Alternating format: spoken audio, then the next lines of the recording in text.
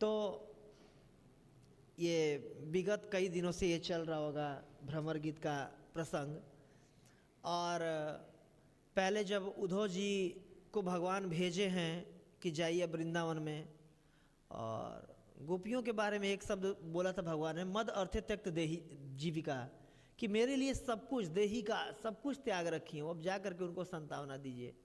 तो उद्धव जी व्रज में आए हैं, नंद बाबा यशोदा माई से मिले, सारी गोपियाँ उनको अकेले में लेके चली गई ताकि अपने हृदय का उद्गार व्यक्त कर सके।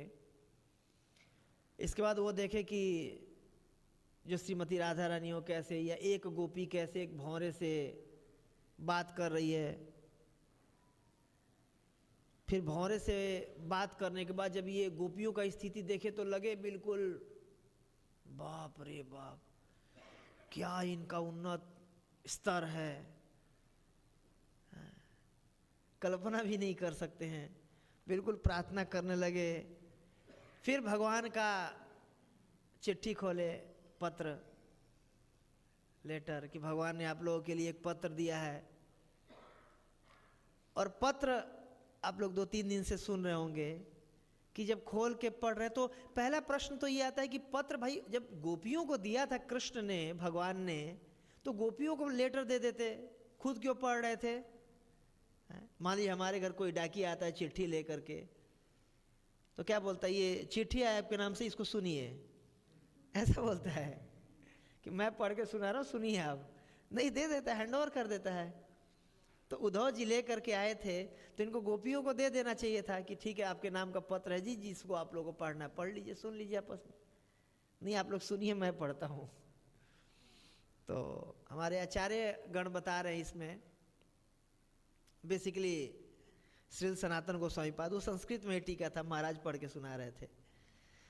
तो कि उस समय इतना विह्वल स्थिति थी श्री गोपी जनों का कि मतलब इतना आंसू उनकी आंखों से निकल रहे थे कि एक तो वो मतलब होता है कि बहुत तेजी से किसी की आंखों से आंसू निकल रहे होते तो सामने देख भी नहीं पा रहा होता, बार बार, है कि नहीं, आंसू आके डिस्टर्ब कर दे रहे थे। ऊपर से इतना उनको कंट्रोल में नहीं था उसको रोकना, तो वो मतलब उस पर गिर जाता, उसको वो पहले ताल पत्र पर लिखा जाता था स्याही से, आज के जैसे पेन तो होता नहीं था, जो भी है, तो उसको पढ़ नहीं पाती वो, और वो मिट जाता।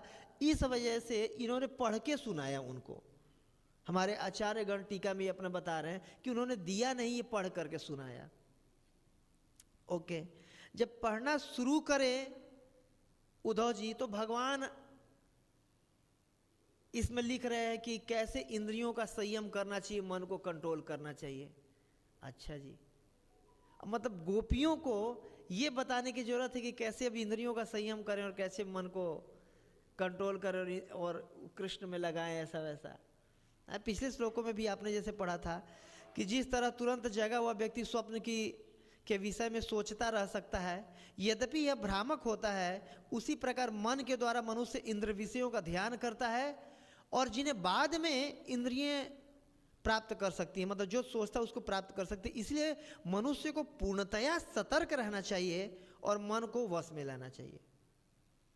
अब हमें लगता है कि ये बताने की जरूरत है अभी इस स्तर पे गोपियों को। तो भगवान जो लिख रहे हैं, मतलब मैं भी जब इसको पढ़ा तो थोड़ा सा कन्फ्यूजन में आ गया था कि मतलब इतना ऊंचा प्रसंग चल रहा है, बाप रे बाप, अभी जो जल्प सुजल्प प्रजल्प पता नहीं क्या क्या वो 9 स्तर उज्ज्वल नीलमणि से प्रभुपाद जी के शिष्यों ने उसमें वर्णन किया, ये स्तर है। और कृष्ण बताओ उन गोपियों को राधा ने क्या बता रहे, मन को कंट्रोल करो।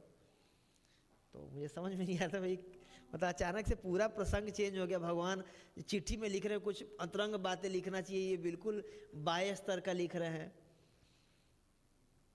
तो परसों दिन में फ़ोन किया था महाराज को, भक्ति श्री वैष्णव महाराज के, महाराज ये क्या है, ऐसे कैसे इसको समझे।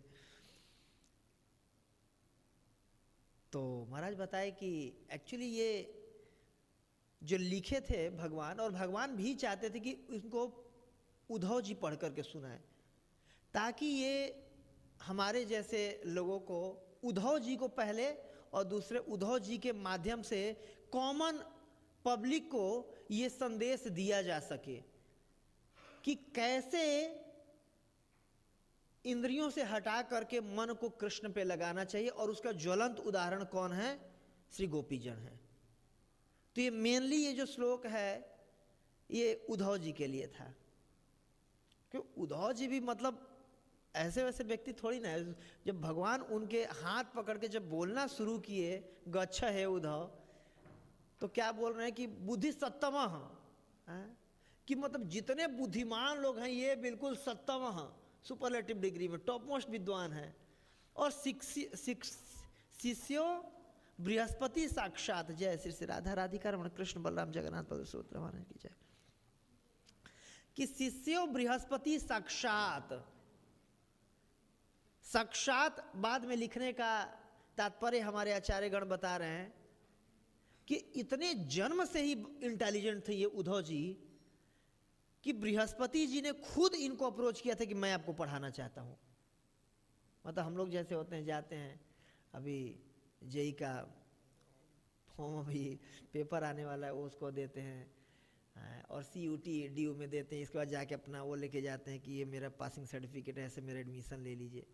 ऐसा थोड़ी ना था कि DU के डीन डायरेक्ट या कोई IIT का जो डीन है वो डायरेक्ट आता कि आओ आप हमारे कॉलेज में एडमिशन ले लो, ऐसा थोड़ी ना होता है।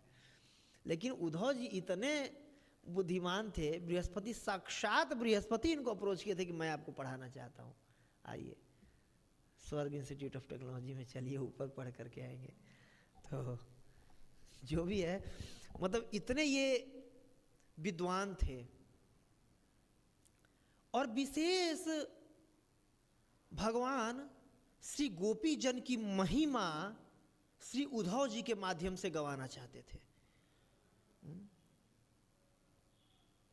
ताकि मतलब अगर कॉमन व्यक्ति किसी के बारे में बोले कि हाँ ये अच्छे भक्त हैं, तो लोग बोले कि हाँ हो सकते नहीं भी हो सकते, इसका कौन भरोसा है।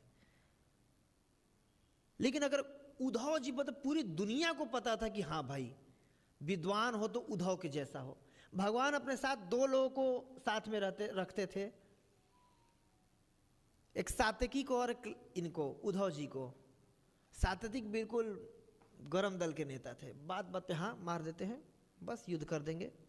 अब जब शांति समझौता भी वहाँ पर होने लगा था कि महाभारत के युद्ध से पहले कि नहीं चलते हैं, मनाने का प्रयास करेंगे, बात करेंगे, बलराम जी बोले कि नहीं वो अपना वो भी रिश्तेदार है, बात करेंगे, मारने पीटने की क्या जरूरत है।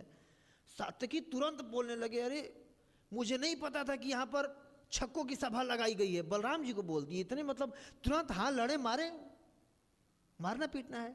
और उद्धव जी बात बात में नहीं परामर्श कर लेते हैं, समझौता कर लेते हैं, कैसे कहाँ लड़ना मारना है। तो मतलब और भगवान को भी राय लेना होता था तो उद्धव जी से लेते थे, है कि नहीं। जैसे जरासंध वाला भी कई पक्ष में आता है भागवत में भी।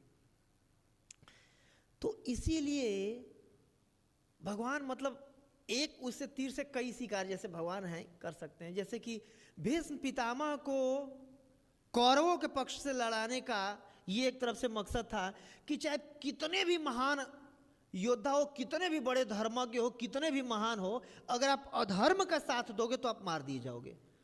धर्म मतलब परम विजयते श्री कृष्ण सर्व संकीर्तनम, कि लास्ट में धर्म का ही विजय होगा, सत्यम परम धीमहि, है कि नहीं। तो वैसे यहाँ पर श्री गोपी जन का गुणगान भगवान उद्धव जी के माध्यम से कराना चाहते थे, क्योंकि दुनिया को पता है कि जो टॉप मोस्ट इंटेलिजेंट अभी कौन व्यक्ति है इस धराधाम पे, तो उद्धव जी हैं वो। और वो अगर किसी चीज़ को बोलेंगे तो लोग उसको तवज्जो देंगे, मतलब उसको सीरियस में लेंगे। अब जैसे मान लीजिए एक एग्जाम्पल देता हूँ, अभी मोदी जी भारत के प्रधानमंत्री हैं, बहुत विश्वविख्यात नेता हैं, पूरे वर्ल्ड में छाए हुए हैं, और वो अचानक से अगला चुनाव जीते और उसके बाद 2-4 साल करने के बाद फिर संन्यास ले ले और आकर के इस्कॉन में त्रिदंड लेके घूमे, हरे कृष्णा भजन कर लेंगे, हरे कृष्णा, सब माया है, बस प्रधानमंत्री का पोस्ट माया, हरे कृष्णा। इस्कॉन सबसे अच्छी संस्था है, प्रभुपाद जगत गुरु हैं, हरे कृष्णा। तो दुनिया को एक बार को लगेगा ना कि हाँ अगर ये कुछ कर रहे हैं तो भाई प्रमाणिक चीज़ है, बड़ी चीज़ है, कोई अच्छा चीज़ है कोई। यद यद आचरते श्रेष्ठ तत्तत तरो जना, कॉमन लोग उसका पालन करने लगेंगे।